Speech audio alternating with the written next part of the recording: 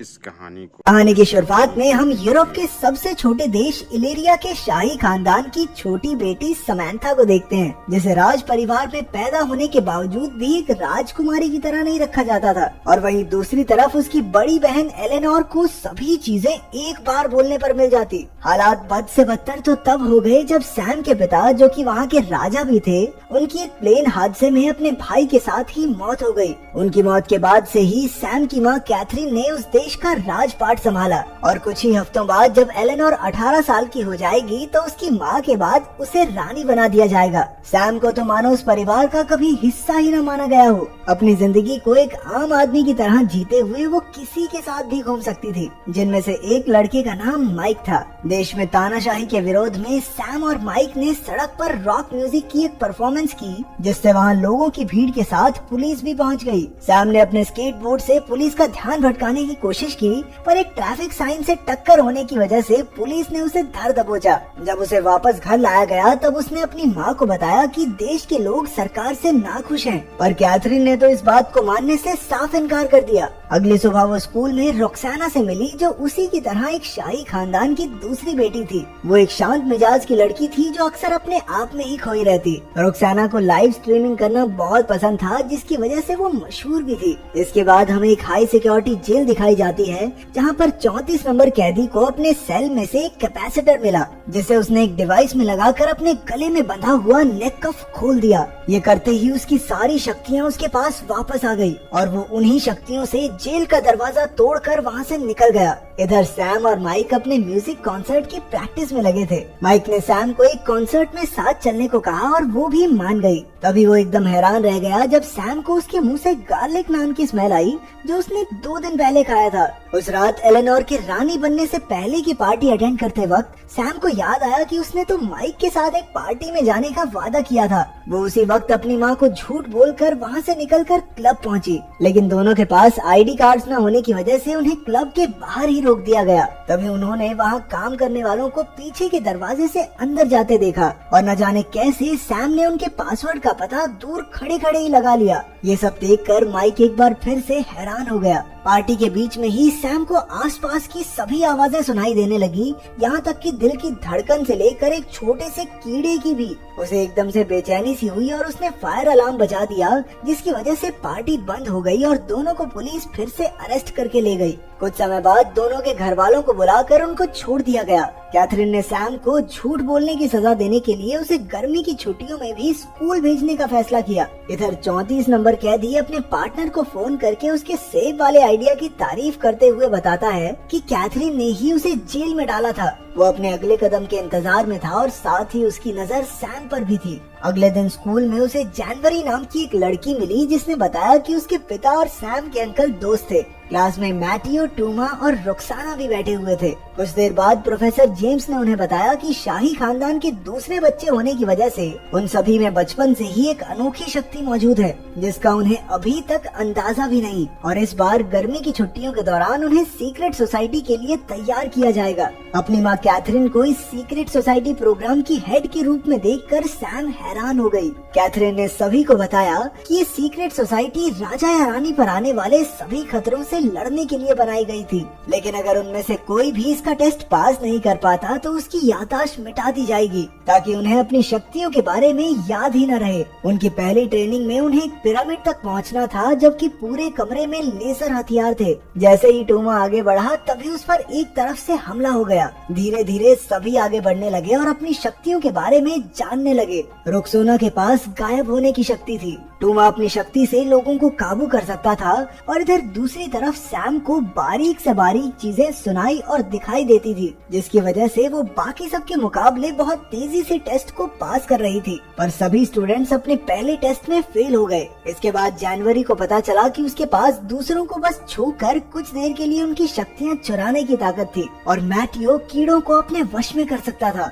अगले दिन सभी को उनकी शक्तियों के हिसाब से उन पर काबू पाने के लिए एक्सरसाइजेस दी गई। सैम को एक स्पीकर्स से भरे कमरे में ले जाकर आवाजों को ध्यान से सुनने को कहा गया। टोमा को एक चार्ली नाम के कुत्ते को अपने काबू में लाने का टास्क दिया गया। मैटियो को कीड़ों को पूरी तरह अपने वश में लाने का काम मिला। उधर रॉक्सोना को बर्फ और बारिश में अपनी शक्तियों का इस्तेमाल करना सीखना होगा। जनवरी को अपनी शक्तियों के दम पर एना से उसकी पानी के नीचे सांस लेने की क्षमता सीखनी थी। जेम्स ने बच्चों का टेस्ट लेने के लिए जानबूझकर सैम को जहरीला खाना पकड़ाया, जिसके बाद जनवरी ने सैम को अपना सेब खाने को दिया। उसी रात माइक के पिता ने उसे सैम को फोन करते देखा और न जाने क्यों बिना बात ही सैम से दूर रहने को कहा। अगले दिन सैम अपनी माँ से मिलने पहुंची, जिन्होंने उसे एक अंडरग्राउंड हेडक्वार्टर दिखाया।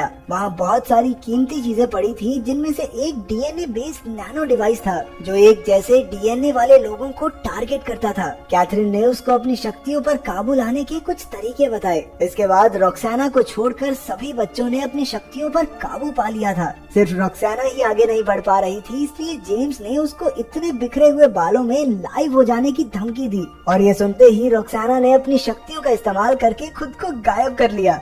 ये होती हैं लड़कियाँ। राजा रानी मारे जाए, याददाश्त चली जाए, फर्क नहीं पड़ता, लेकिन इंस्टाग्राम पे गंदे बाल वाली फोटो नहीं जानी चाहिए। अब सभी स्टूडेंट्स अपनी शक्तियों को पूरी तरह से पहचानने लगे थे और ये देखकर जेम्स बहुत खुश था। उस रात सैम को माइक के साथ एक कॉन्सर्ट में जाना था, पर तभी जेम्स ने सभी को उठाकर उन्हें अपने पहले मिशन पर चलने के ऑर्डर्स दिए, जो था एक अनमोल चीज को चोरी होने से बचाना। जगह पर पहुंचकर सैम ने अपनी शक्तियों से चोर का पता लगाया और फिर सबने उसका पीछा करके उसे धर दबोचा। पर असल में वो चोर नहीं बल्कि जनवरी की कोच थी और ये तो बस उनका ध्यान भटकाने के लिए किया गया था। वो सभी अपने दूसरे मिशन में भी फेल हो गए और ये देखकर जेम्स बहुत नाराज हुआ और उसने अगले दिन की क्लास कैंसिल कर दी। सैम ने माइक को कॉन्सर्ट में न आने के लिए माफी मांगी, पर वो उसे सच नहीं बता सकती थी कि आखिर उसके साथ चल क्या रहा है और इसी बात से बेचारा माइक परेशान हो गया। अगले दिन छुट्टी होने की वजह से सबने बाहर घूमने जाने का प्लान बनाया और इसी बीच जनवरी और सैम में अच्छी दोस्ती हो गई। सैम ने तो उसे अपने घर भी बुलाया। दोनों सहेलियां चुपके से उसके घर में घुसकर स्टूडियो में गई, जहां सैम ने जनवरी को बताया कि उसके पिता उससे इतना प्यार करते थे कि उसके लिए उन्होंने पूरे टावर को स्टूडियो में बदल दिया।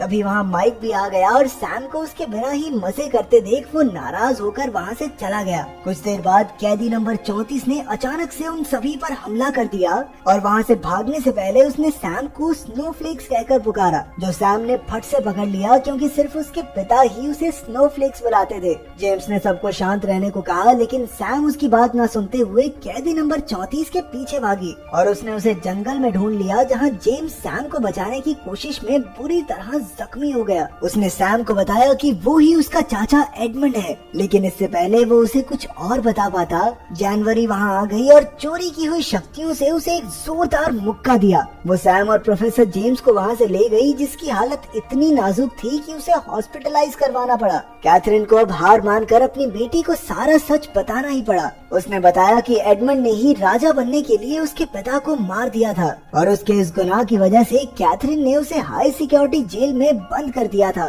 सैम अपने चाचा से मिलने जेल पहुंची, जहां एडमंड ने उसे बताया कि वो दरअसल देश में तानाशाही को पूरी तरह खत्म करना चाहता था, ताकि सभी लोग बराबरी से जी सकें। उसे पहले तो लगा था कि उसका भाई राजा बनने के बाद कुछ बदलाव लेकर आएगा, लेकिन बहुत इंतजार करने के बाद भी कोई बदलाव नहीं आया, इसलिए उसने दिल पर पत्थर रखकर उसे मार दिया। इसके बाद वो अपनी बड़ी बहन से मिली, जिसने उसे विश्वास दिलाया कि रानी बनने के बाद वो इस देश में बदलाव जरूर लाएगी। उसने अपनी बहन पर विश्वास कर लिया और बाकी सब भी एलेनोर के राज अभिषेक में उसकी पूरी सिक्योरिटी का ध्यान रखने के लिए तैयार हो गए। उस रात सैम हॉस्पिटल जाकर जेम्स से मिली और उसने जेम्स से माफी मांगी। राज्याभिषेक वाले दिन दुनिया के सभी शाही खानदान के लोग वहाँ पहुँच गए। टूमा उस दिन अपनी शक्तियाँ इस्तेमाल नहीं कर पा रहा था क्योंकि उसकी शक्तियाँ जनवरी ने चुरा ली थी और वो चुपके से अंडरग्राउंड हेडक्वार्टर्स में पहुँच गई। वहाँ जाकर उसने गार्ड्स को एडमंड को छोड़ने के ऑर्डर्स दिए और हमें पता चलता है कि एडमंड के साथ फोन पर कोई और नहीं बल्कि जनवरी ही थी।